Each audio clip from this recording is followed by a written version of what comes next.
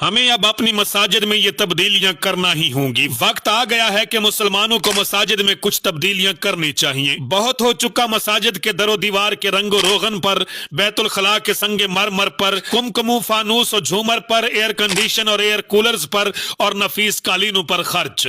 मगर अब वक्त आ गया है कि तरजीहात बदल कर कुछ जरूरी जगहों पर भी अपना माल खर्च किया करें। मगर कैसे? चंद तजावीज आपकी नजर करता हूं।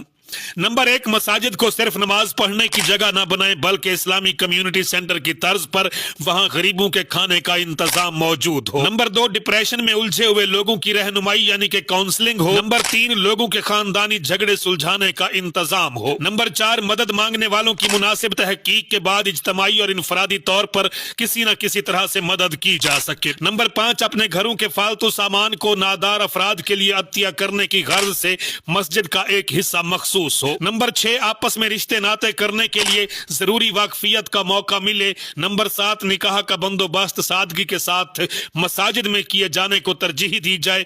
नंबर 8, कुदरती आफात से होने वाले नुकसान के अजाले के लिए इज्तमाई कोशिशों का आगाज मसाजिद से हो। नंबर 9, बड़ी जामिया मसाजिद से मुल्हिक मदारिस में दीनी तालीम के साथ दुनियावी तालीम का भी एहतमाम हो। हमारी मसाजिद में एक शानदार लाइब्रेरी हो जहां इस्लामी और असरी कुतुब मुताले के लिए दस्तयाब हो। कौम में बासलाहियत अफराद की कमी नहीं, अनपढ़ या कम पढ़े लिखे लोगों को भी इस कार्य खैर के लिए इस्तेमाल किया जा सकता है। अपने अंदर अवामी फलाह बहबूद की सोच वाले लोग पैदा करें।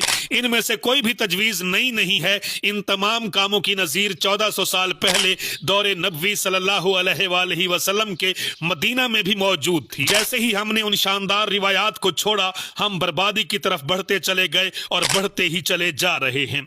खुदारा अब रुक जाएं, सोचें और अपनी तरजीहात को बदलें। अल्लाह करीम हमें इन बातों पर अमल करने की तौफीक अता फरमाए ताकि इस्लामी मुआशरा अपनी असल शक्ल में कायम हो और हमारी आने वाली नस्लें बेहतरीन अंदाज में जिंदगी बसर कर सके। नाज़रीन, ये चंद आरात थी। आप इस हवाले से क्या राय रखते हैं? अपनी राय का इजहार कमेंट्स में जरूर कीजिएगा। मेरा पैगाम है, मोहब्बत जहां तक पहुंचे।